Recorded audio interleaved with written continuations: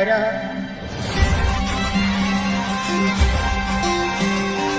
अरे पुरा आपल्या गावातील मोठा सण म्हणजे पोहाडा.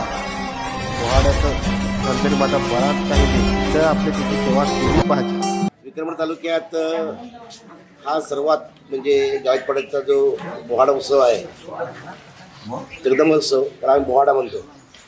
हा फार पुरापार आहे. म्हणजे मी माझी आई कमीत कमी 3-4 वर्ष असेल त्याच्या अगोदर पूर्वीपासून हा पोहाडा होता. बोहाडा उत्सवामध्ये लाकडाचे मुखवटे परिधान करून देवदेवतांचे तसेच दशावतारांचे विधिनाट्य सादरीकरण लोककलेमध्ये सादर केली जाते. यामध्ये जगदंबा, नृसिंह, विष्णू, महादेव, ब्रह्मा असे 52 पेक्षा जास्त पात्रांचं सादरीकरण केले जाते.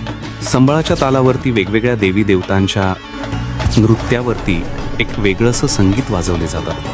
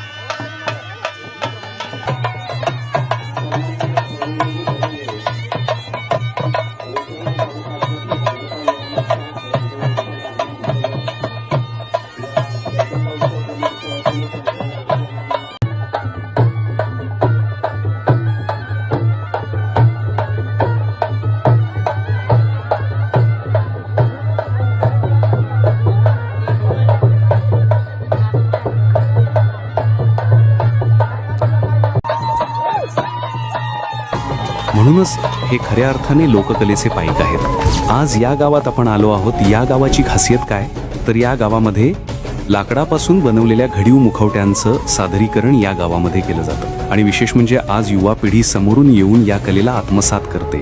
आता बघा ना, जुन्या पिढींचं वारसा आता युवा पिढी आपल्या खांद्यावर घेते. त्यामुळे इथे जुनी पिढी त्यांना ही कला आत्मसात कशी करायची हे शिकवते आणि नवी पिढी याला आत्मसातही करताना आपल्याला दिसते. आपली ही परंपरा मौखिक असून यामध्ये जी परंपरा पूर्वजांकडनं चालत आलेली आहे तीच परंपरा इथे आपल्याला बघायला मिळते. म्हणूनच आम्हाला असं वाटतं की ही परंपरा, हे कल्चर प्रत्येक गावामध्ये सुरू राहावं आणि ही संस्कृती, ही दशावतारची परंपरा आपल्या संपूर्ण देशाला माहिती व्हावी. म्हणून अशाच काही लुप्त होत चाललेल्या लोककलांना चालना देण्याकरिता नव्याने आपल्या समोर येत आहेत